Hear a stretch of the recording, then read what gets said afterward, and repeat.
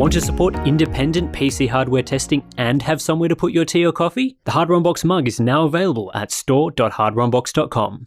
Welcome back to the Hardware Unboxed News Corner. Today's episode isn't in our usual slot. That's because we've got some information that, well, I guess up until this video was released was under NDA. That is official news of AMD's Radeon RX 5500 series. Perhaps not as much information as we'd normally like from a GPU announcement, but there's still some interesting stuff to get through. So AMD is positioning the RX 5500 series as their new lineup of GPUs for 1080p gaming, with the RX 5700 series of course being for 1440p class cards.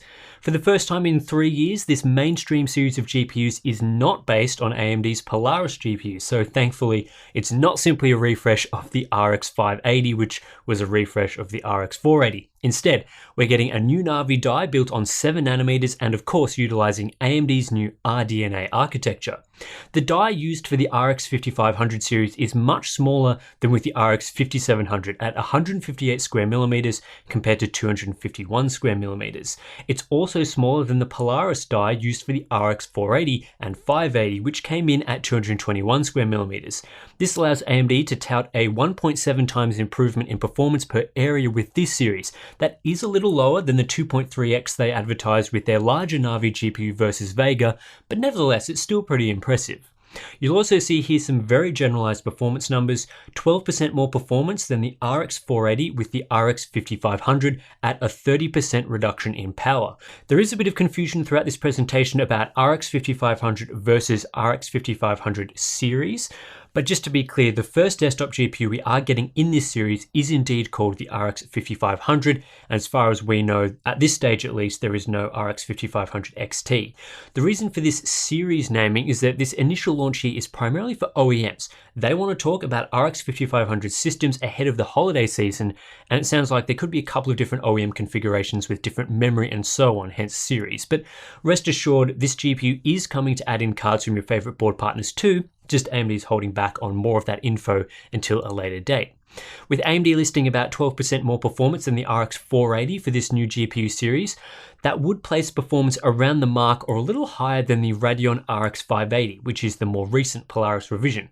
Whether AMD is positioning this card as a direct successor to the RX 580 or more of an RX 560 class product, well, we won't know that until we have pricing. Anyway, let's look at some specs. 22 compute units here, so a little more than half the compute units of the RX 5700 XT. This equates to 1,408 stream processors covering 6.4 billion transistors.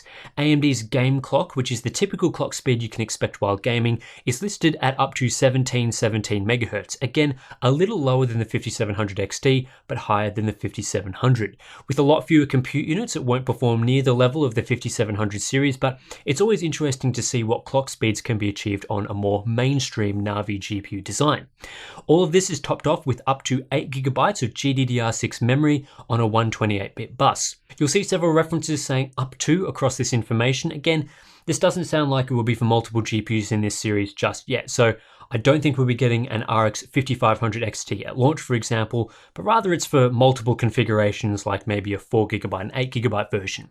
What you'll also see here is a mobile variant of the 5500 series GPU called the Radeon RX 5500M. This GPU will use the full 22 compute units like the desktop RX 5500, but with reduced clock speeds, taking the game clock down to 1448 MHz. This ends up as around an 11% reduction in clock speed, and it'll be coupled with 4GB of GDDR6 memory instead of 8GB with the top desktop cards. Some people might not like the differentiation between the RX 5500 and RX 5500M. I know back in the Nvidia days when they used to have different GPUs for desktop and mobile, the mobile M series cards would always get a bit ridiculed. But personally, this is a much better option than calling both the desktop and mobile cards the same thing, but offering different specs and performance. Right now, for example, Nvidia calls their GPU the RTX 2060 for both desktops and laptops, but the laptop version is clocked a lot lower. AMD is doing the same thing here, they're downclocking the mobile part, but at least they're giving it a different name, which makes it much easier for consumers to know what they're getting. AMD is primarily comparing the RX 5500 to two other GPUs here, the RX 480 and the NVIDIA GeForce GTX 1650. AMD is claiming up to 37% faster expected average performance for the RX 5500 compared to the GTX 1650, with about a 27% gain in the worst case they've shown here, which is Fortnite. Again, this should place the RX 5500 a little faster than the RX 580, so between it and the RX 590, but we'll have to wait for our own testing to see how it stacks up, of course. AMD also shows data comparing the RX 5500M to the GTX 1650 mobile variant, showing up to a 30% performance gain. As for pricing and launch date, arguably the two most important pieces of information with any product launch, well, AMD hasn't given us that information yet. Again, for whatever reason, this is primarily an OEM launch for now to get this information on these cards out there before OEM systems come out in the holiday season. AMD will be going into greater detail on board partner cards closer to launch. What we do know is the RX 5500 will be available in Q4 2019, but we can narrow that down a bit further. AMD says that OEM systems from HP and Lenovo will begin using the RX 5500 in November. So that sounds roughly about when we'll get the desktop card, while MSI will also have an RX 5500M laptop available later this month. So, you know, whether this means that maybe they'll do it as early as October for the launch of the board partner cards, we don't know, but it does sound like November is more around the mark. Pricing, no, that's still up in the air. If I were to guess, based on the comparisons between the RX 5500 and GTX 1650, I'd say this new Navi GPU is going to be around the $150 to $170 mark, given, you know, GTX 1650s are about $160 these days. It can't be too expensive either. The RX 580 is selling for as low as $180 right now, so being priced up in that range wouldn't offer much of an incentive to buy, given we expect performance to be similar or a little faster. $150 would be perfect. That's about 20% cheaper for a bit more performance, and that would give us, you know, a decent enough generational upgrade, but you know, who knows what AMD will do. To reiterate, we don't have any official information on pricing. This is just where I'm hoping pricing ends up based on what AMD has told us so far. As well as all this information, you might have seen AMD's new Raise the Game bundle, which offers your choice of either Borderlands 3 or Ghost Recon Breakpoint when you purchase a new RX 5700 series GPU from a participating retailer. 3 months of Xbox Game Pass is also thrown in.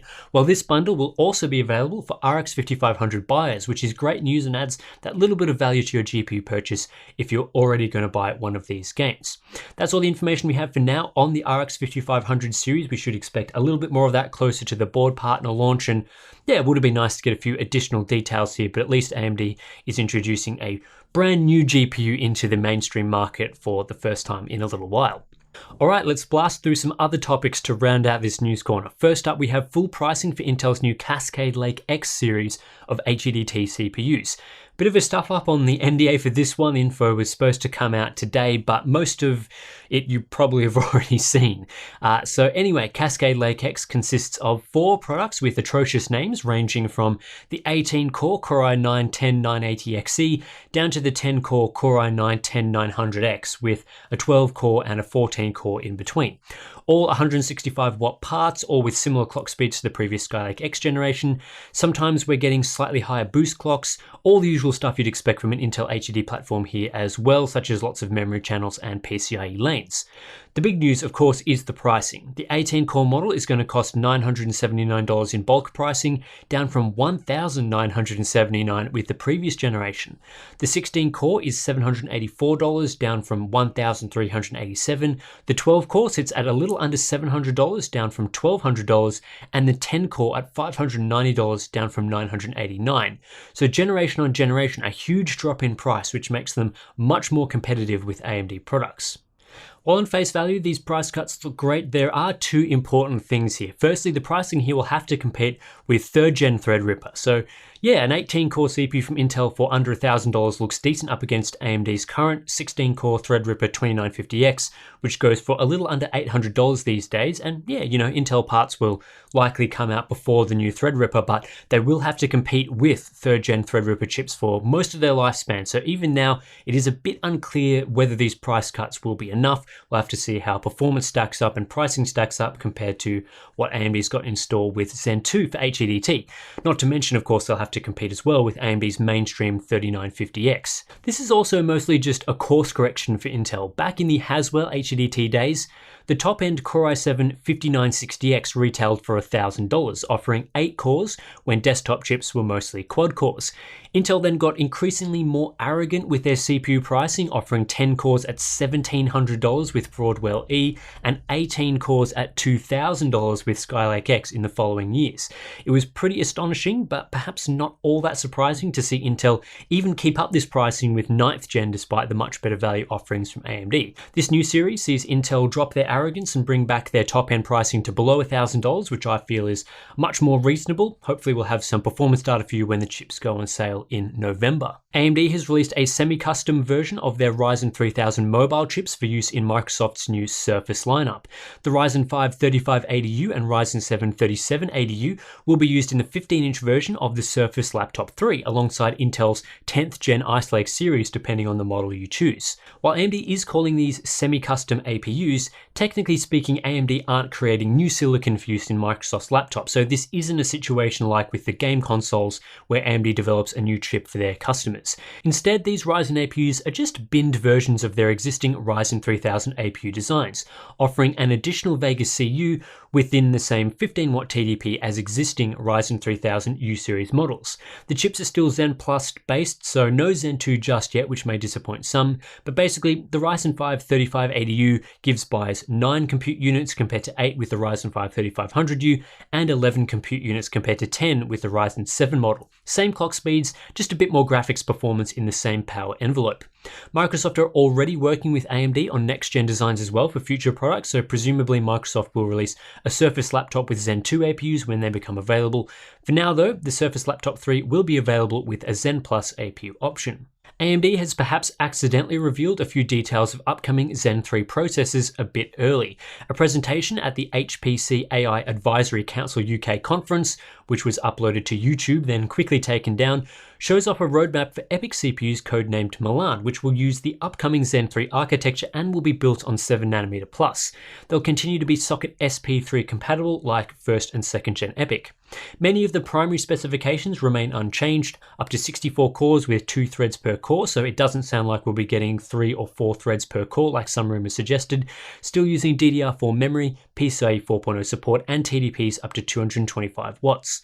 The big upgrade for Zen 3 appears to be a refreshed chiplet design with 8 unified cores as opposed to 2 4-core CCXs. This would bring at least 32 megabytes of unified level 3 cache per chiplet rather than 16 megabytes per CCX to get that 32 megabyte total per chiplet.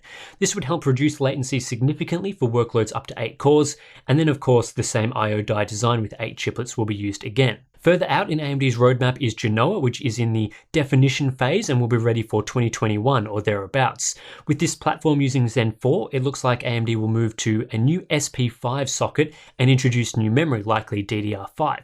This aligns within the timeframe most in the industry expect for DDR5, which is its introduction in server platforms around 2021.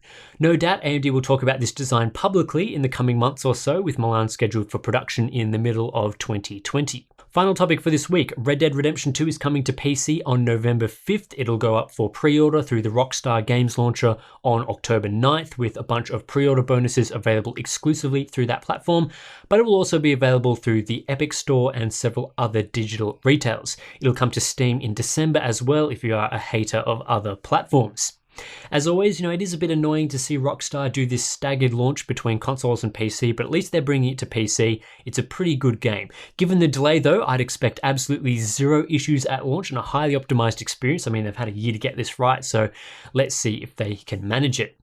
That's it for this week's News Corner. As always, you can subscribe to get this segment in your inbox every week. We'll be back later in the week for a recap of everything in this coming week, so stay tuned for that. If you want to support the channel directly, consider signing up for our Patreon page or buying some merch like this t-shirt. Links in the description below, and I'll catch you in the next one.